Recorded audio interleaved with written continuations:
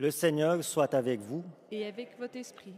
Évangile de Jésus-Christ selon saint Luc. Gloire à toi, Seigneur.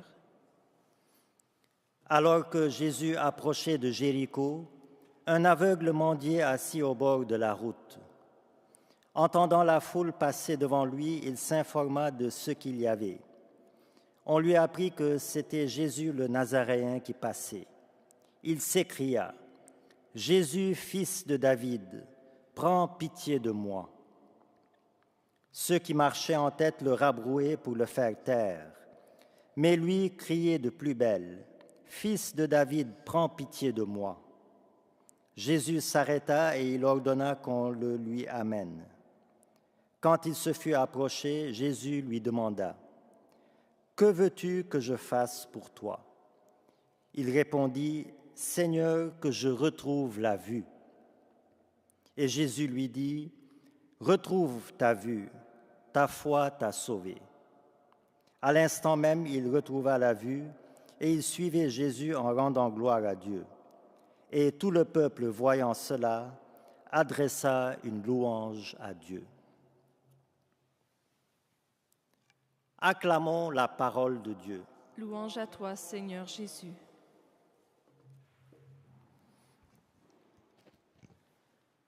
Jésus, fils de David, prends pitié de moi.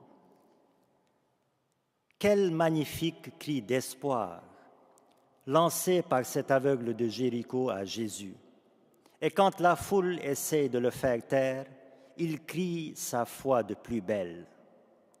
Mais l'attitude de Jésus est toujours un peu déroutante. Il a suffi que la femme hémorroïde toucha juste le pan de son vêtement, sans aucune parole, pour que Jésus se retourne immédiatement vers elle.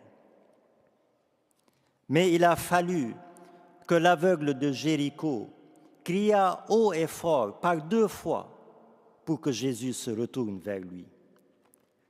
C'est donc avant tout la sincérité de la foi qui est récompensée et non pas l'absence ou l'abondance de paroles.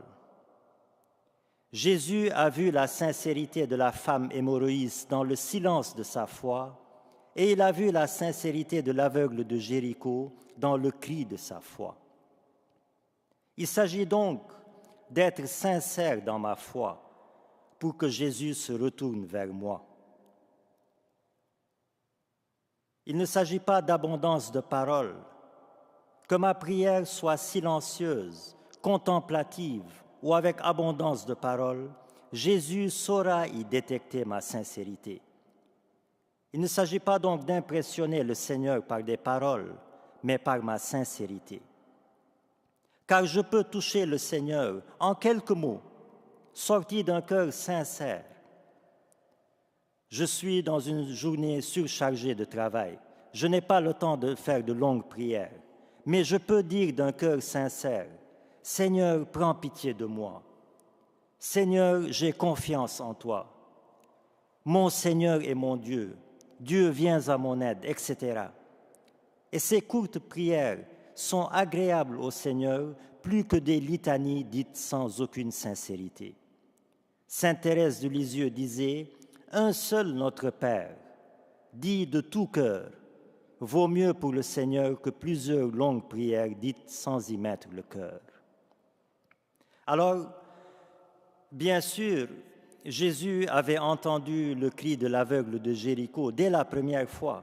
Il l'a même entendu dans le cœur de l'aveugle, avant que celui-ci ne le verbalise. Mais Jésus est un fin pédagogue. En laissant l'aveugle de Jéricho crier par 2 fois, il poursuivait un double objectif.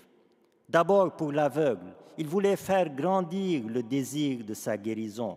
Il voulait attiser le désir de sa guérison.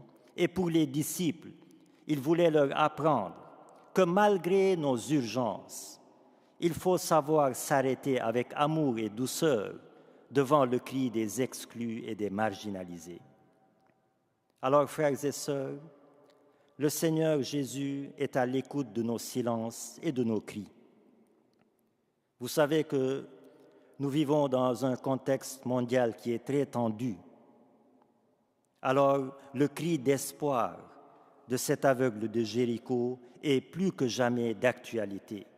Dans un monde déchiré par les violences sur tous les continents, crions nous aussi, sincèrement, avec cet aveugle de Jéricho, Jésus, fils de David, prends pitié de notre monde, prends pitié de nous. Amen.